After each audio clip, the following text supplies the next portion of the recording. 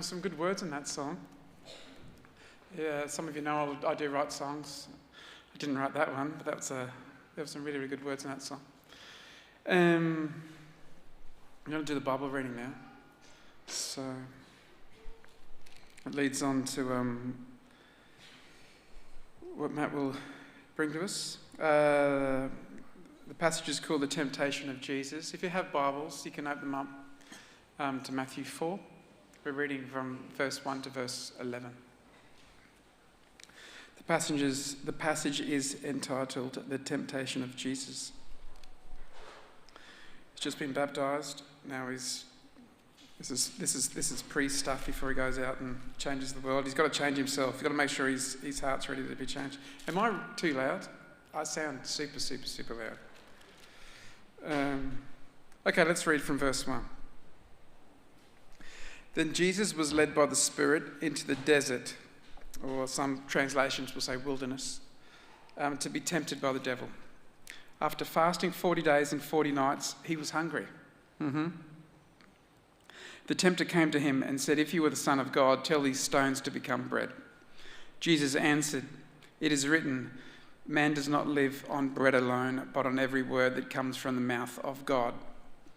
He's quoting Deuteronomy 8, verse 3. Then the devil took him to the holy city and had him stand on the highest point of the temple.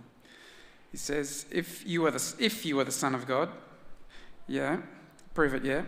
He said, "Throw yourself down." Yeah, good advice. No. "For it is written, he will command his angels concerning you, and they will lift you up on their hands so that you will not strike your foot against a stone." And the devil there is quoting verses from Psalm 91. But Jesus answered him, "It is also written, do not put the Lord your God to the test." Jesus quoting Deuteronomy 6, verse 16. Again, the devil took him to a very high mountain and showed him all the kingdoms of the world and their splendour. "All this I will give you," he said, "if you bow down and worship me." Jesus said to him, "Away from me, Satan, for it is written, worship the Lord your God and serve him only." And that's from Deuteronomy chapter 6, verse 13. Jesus said to him, "Away from me, Satan." Oh, I've already just read the bit. Yep. Then the devil left him, and angels came and attended him. So that's the word of God for today. Thanks, Jeff. The gospel that you've heard this morning from Matthew makes the same point that does in Mark and also Luke, that it was the Spirit who led Jesus out into the wilderness. And it wasn't Jesus on a whim thinking he needed to get away from it all and get a break, but in fact it was the Spirit who said, "Come out into this place and spend some time with me in a desolate, dry, inhospitable location where you will feel uncomfortable and exposed and all alone." And it's interesting that it's the Spirit who leads Jesus into that place of difficulty and trial. And being directed by God. Why would God ask Jesus to go out there? Maybe it was because God and Jesus wanted to enjoy that incredible union. And Jesus needed to be free of distractions just to have that time and space to be with him. Some images of the Australian outback that were also taken by Jeff, and you can see it is not without its beauty. The wilderness can be a beautiful place, and you can see some incredible sights there. And perhaps during those 40 days where Jesus was, getting hungry but taking time to pray and taking time to listen to God, and perhaps there were those moments when Jesus saw the eagles soaring, or he saw the desert blooming, or the wind coming in the evening and cooling everything down. And maybe they were also incredible times for Jesus of just that perfect connection. And if you've been in the wilderness, you know that it's a place that it can be very scary. Everything's different. You've gone beyond the edge of normal living, and you've lost the things that keep you comfortable and keep you feeling normal. And there's a real sense of being out of sorts in the wilderness, isn't there? And yet it's to that place that Jesus is called by the Spirit. The Spirit leads him there. I'm not going to talk very long because I actually have a really special treat for us this morning, and I've invited the amazing Beryl Mortimer to come and share about her story. And some of you will know Beryl well, of course, but some of you won't. Beryl's been a long-term member of TUC. She has gone through her own wilderness experience really over the last few years through a life-threatening health challenge. And Beryl, so please come out, and I really want to give you the opportunity to share your story. And I'll just get you hooked up here as we have a seat. Yeah, please do. Yeah, good. Well done. Yeah. Can you put that on? Yeah, so there's a little clip wherever you like. I'll get you on air. Perfect. You're on air. Well done. I think we can just put that on the floor. That's okay. Well done. All good. All comfortable? Thank you. Very good. So, Beryl is... let's get into your story. You have been through a really difficult time, and there was a major health challenge that you've survived. Can you tell us a bit about that? Oh, well, my daughter, who was a midwife, found me at home first and took me straight to the emergency at St Andrews, and where I was. They obviously a brain damage I had and lost my memory, and they told her there, we'll stay with her for the day, she won't survive the day. And so it was her role then to let the family know about this. And I look on it as my first miracle because I was quite unaware of all this. And in fact, it was over 2 weeks, at least 2 weeks before my memory started to return. And so I was completely in the dark, and my daughter and family were in continual care for me at the hospital. And it was a very black time, but in a way it was a miracle because I wasn't expected to recover. And there I was, and for 2 weeks all I knew, I didn't really know anything, but I was aware of the fact that I was being upheld. Because you at some point, there were some people praying for you. Yes. Because people came and saw you, and That's I remember I came to see Beryl, and it was back in COVID time, so I was wearing a mask, and Beryl said to the nurse, "Oh look, here's my doctor," so, which I was very chuffed at. Oh, well, after 2 weeks, I really became aware. It's a wonderful thing that you can become sensitive to the thoughts and love and prayers of other people. It's a sensitivity there. And after about 2 weeks, my memory started to return. I was transferred to another bed, and I had this hunger through that. I had this hunger to have something myself that related to these friends that were so faithful and so supportive. And so on my phone, this was a real strategic thing for me. On my phone, I was looking all the time for something, and I found Psalm 91. Now, put it up. Yeah. Psalm 91. Oh, thank you. Yeah. She who dwells in the shadow. It was a wonderful comfort to me. He who dwells in the sacred place of the Most High God shall live in the shadow of the Almighty. He will cover you with feathers, and under his wings you will find refuge. Those feathers, you don't even feel them, but they were there. And that was my first encounter with the divine. That's beautiful. And after 6 weeks, you in hospital. Yeah. You had a scan, and as you said, the specialists were just jumping up. That was afterwards. Once I got home after 6 weeks, they said I could come home, and I was so thrilled about that. But I didn't realise the next morning I was so weak, I just couldn't walk. And I remember sitting down on my bed and just looking up and saying, "Please help me." And just by sitting there, in a moment the message came, stand up and take 2 steps and then sit down again. And that's how I started to walk again. My memory was coming back gradually, but that's how I started. And for the next few hours, that's how I would walk. Stand up, take 2 steps, walk again. And that encouragement gave me that I'm improving. And that was the start of my journey. It was about a month after that I went to I had a lot of specialists actually, and I went to my specialist and he said, I want you to have a scan on your brain again. And at the time my family were working, so Jill, who's here today, lovely Jill, she happened to say to me, I'll look after you. And she took me for the scan. And then the following week I was with my specialist again and they rang the brain doctor and he said, oh, I'm so excited. I've been trying to get onto Beryl, but her brain is absolutely clear. Now, I honestly, it was, even to me who didn't know much about what was on the screen, but it was black. And I was just thinking, this is wonderful. That was my encouragement. Now, at my home, there's one thing I learned about that first day, the importance of having time quietly in the presence of the divine.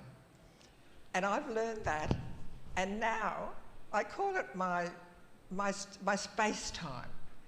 And even if I do a little bit, even come to church here, and I love coming to worship now, I love to be with all these people, and so many of you have. I remember Renata said to me one day, oh, I've been praying for you, our group. And I said, really? It's such a privilege that you people who've got so much else would pray for me. And I had others saying the same thing, and I felt so refreshed. But there's one thing in my recovery I must have. When I go home today, it'll be my space time. I need to be quiet. I need to be still. And in that time, the very presence of the divine comes close to me. And I'm so aware of what healing takes. It takes time with the great healer.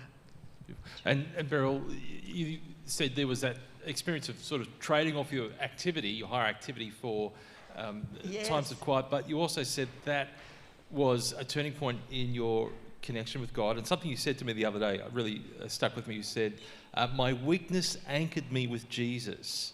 You know, my weakness anchored me with Jesus. Oh, yes. I had always been a very busy person and a very active person.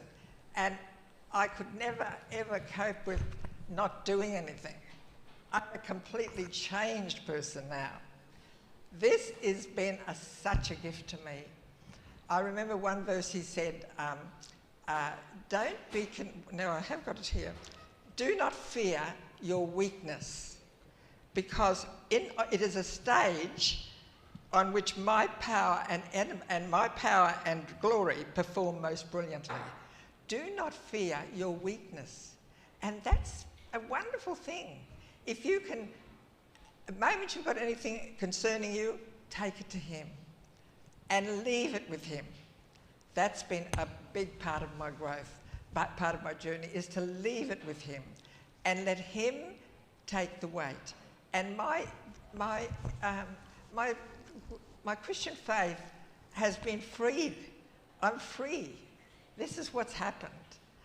There's no longer do I need to do this or believe this. It's a walk with him. I am so conscious of his presence. But when I sit in my time of quietness, I've got a few little readings that I can take, but just sit and rest with him. And then do you know what happens? As it flows through me, joy flows through me, and I can always say, thank you. It's the thank you is a part of it. That's been such a strong part of my journey. And in your home the other day, by on your coffee table, there was a copy of a book that's really helped you. You said it's called Peace in His Presence. Yes. I think we've got an image of that too. Peace in His Presence by Sarah Young. And you told me that the book has been so significant for you in your life, in your Christian journey, that you've given away over 20 copies.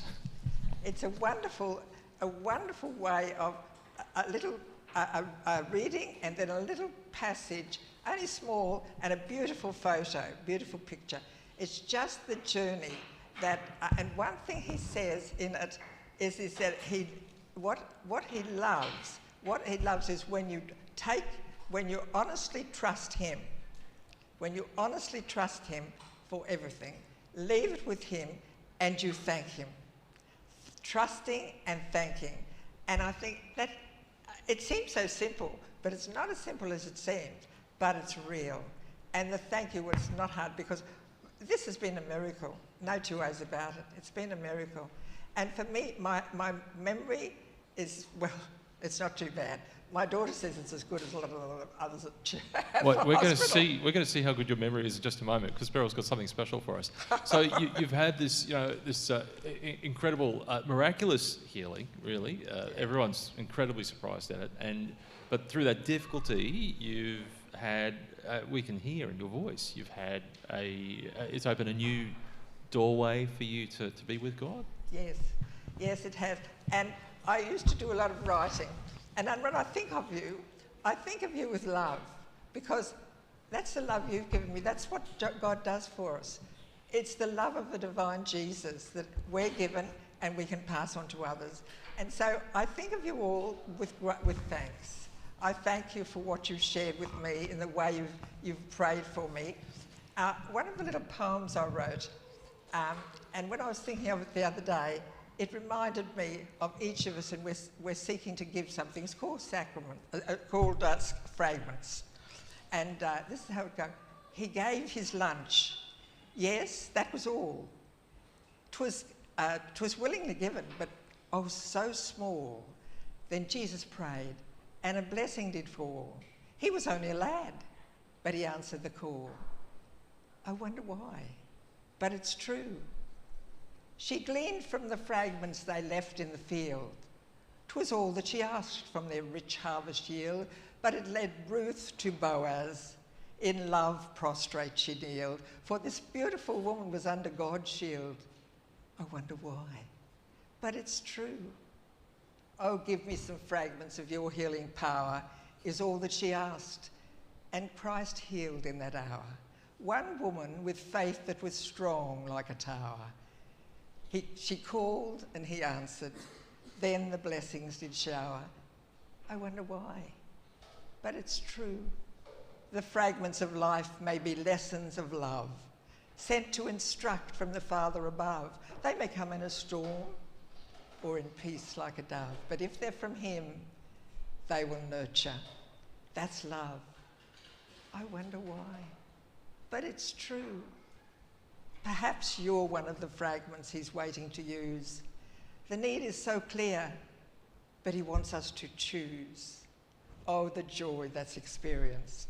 How can we refuse? He often works best through the ones and the twos. I wonder why, but it's true. And I want to say thank you to you. You are the ones and the twos that he's used to touch me.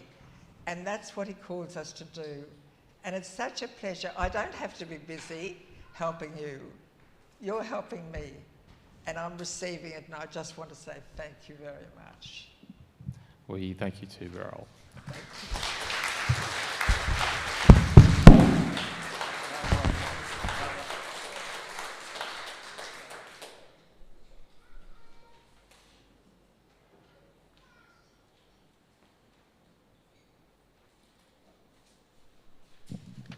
Thank you, Beryl. Look, let's hear the benediction now, and then we'll have our final song for today. So with that in mind, with what we've heard, with everything we've heard this morning, and the sense of we are called to respond to what God is already doing in the world. We're led by the Spirit, sometimes purposefully and for very good reasons, into the wilderness.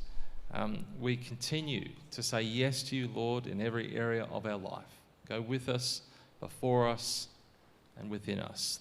The Trinity of love, Creator, Redeemer, Sustainer. Amen.